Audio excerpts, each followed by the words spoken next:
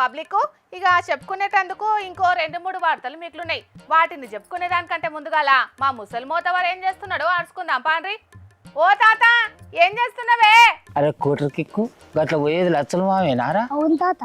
లచ్చలు ఇక రారా. అరే నేను పోతానవరా, నిన్ను ముచ్చట అడిగేది ఉన్నదిరా. ఏం తాత పని మీద వెళ్తాను? నువ్వు చేసిన ఇగరంగల్ల పనికి నిన్ను ఏ చెప్పుతోడు కొట్టాలనా అని అడిగేటందుకే పిలిచిండ్రా. ఇప్పుడు చెప్పు, నిన్ను పాత చెప్పుతోడు కొట్టాలా లేకుంటే పాత చీపిరి గట్ట మర్రేసి కొట్టాలనా?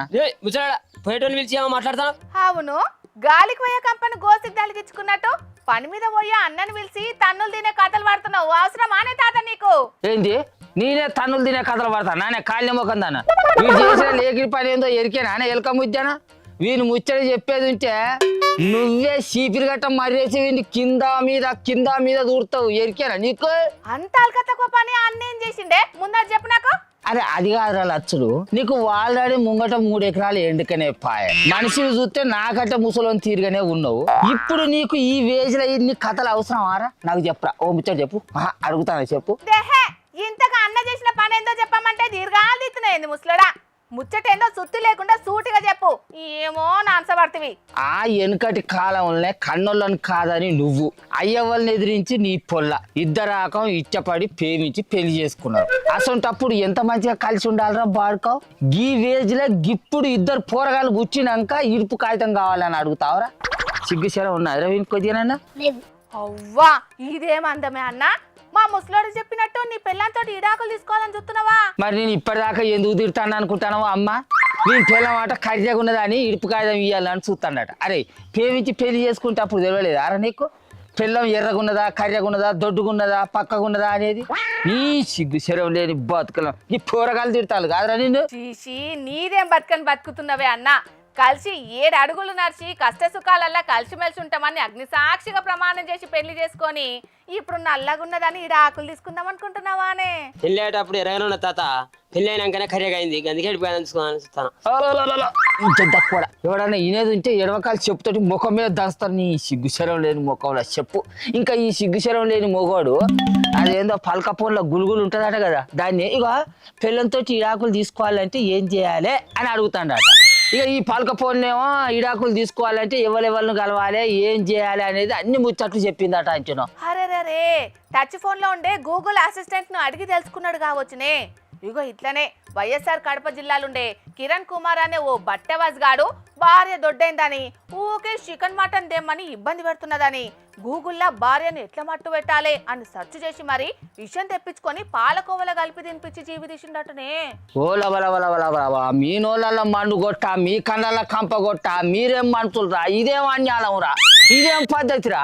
అరే పెళ్లి చేసుకుంటప్పుడు చేసుకుంటుంది, చేసుకున్నాక నా పిల్లం మందం ఉన్నది, మంచిగా లేదు, నా మీద మనసు పెడతలేదు, ఇదేం పద్ధతిరా? అవన్నీ మనసులో పెట్టుకొని దాన్ని జీవి తీయాలనుకుంటారా? అరే మీరు మనసులా లేకుంటే మనుషుల రూపంలో ఉన్న మృగాలరా.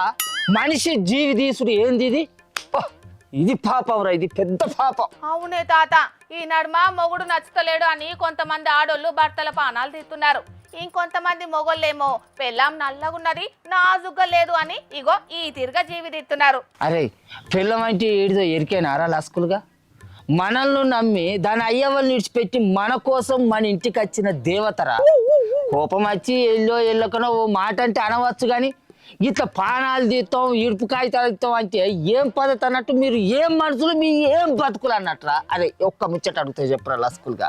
నీకు 2 పిల్లగాళ్ళు, నీకు పుచ్చిన బిడ్డకు కూడా రేపటి కాలం ఇదే గతి వచ్చేది ఉంటే నీ మనసు ఎంత బాధపడుతుందిరా? మరి నీ బిడ్డ సొంటిది నీ భార్య అని అనుకోవారా? సప్పుడు చేయని. అవును ఇదైతే నిజమేనే తాత.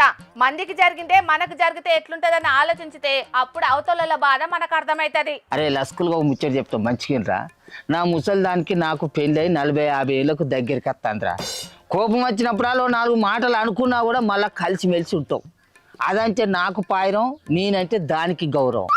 ఇట్లా లొల్లులు పంచాయతీలు అయినప్పుడు వాళ్ళ పానాలు తీయాలి, ఇడుపు కాగితాలు ఇవ్వాలంటే ఇవాళ నేను ఇంత బతుకుతున్నారా? పెళ్ళి అంటే ఆట కాదురా, ఓ పాఠం. ఒక్కసారి దేవుడు నిర్ణయించి ఇద్దరిని కలిపిండు అని అంటే నడుమ ఎన్ని కష్టాలు వచ్చినా, ఎన్ని కన్నీళ్ళు వచ్చినా కానీ కడాదాకా కలిసి మెలిసి బతకాలి. ఇది పెళ్లి బంధం అంటే.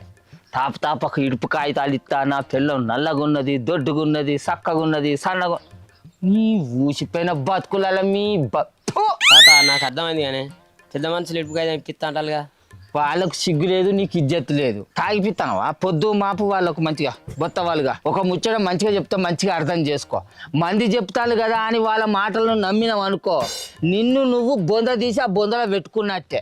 నీకు నువ్వు మంచిగా ఆలోచన చేసుకొని బతుకు. బతుకంటే బడి చదువు కాదురా, ఒకళ్ళు చెప్తే నేర్చుకునేటందుకు.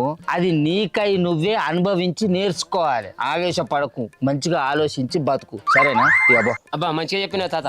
రేపటి సంది నా పిల్లల్ని మంచిగా చూసుకుంటా. ఇటుకాయ ఇయ్యగా. సరే ఇవ్వ, మంచిగా బతుకు. మంచిగా బతుకుతే నువ్వే మంచుకుంటావు కాదురా. కుట్రకి నువ్వు పెళ్లి చేసుకుంటావారా? మంచిగా చదువుకోవాలి. నిండు నూరేళ్లు కలిసిమెలిసి ఉంటామని 7 అడుగులేసి లగ్గం చేసుకున్నోళ్ళు చిన్న చిన్న కారణాలతోటి జీవి తీసుకున్నాడో చేస్తున్నారు. కోళ్ళు మేకలను చంపినంత అల్కగా మనుషులను చంపుతున్నారు. భార్యాభర్తలకు ఒకరి మీద ఒకరికి నమ్మకం ఉండాల్సిన జాగల అనుమానం అనే పెనుభూతం ఆవహించి చాలా కుటుంబాలు చిన్న భిన్నమవుతున్నాయి. ఇంటింటికి మట్టిపోయి అన్నట్లు ప్రతి ఇంట్లో చిన్న చిన్న గొడవలు ఉంటాయి. వాటిని పెద్దగా చేసుకోకుండా మంచిగా కలిసిమెలిసి ఉండాలి. అంతేగాని పానాలు తీసుకుంటే ఏమొత్త చెప్పుండ్రి.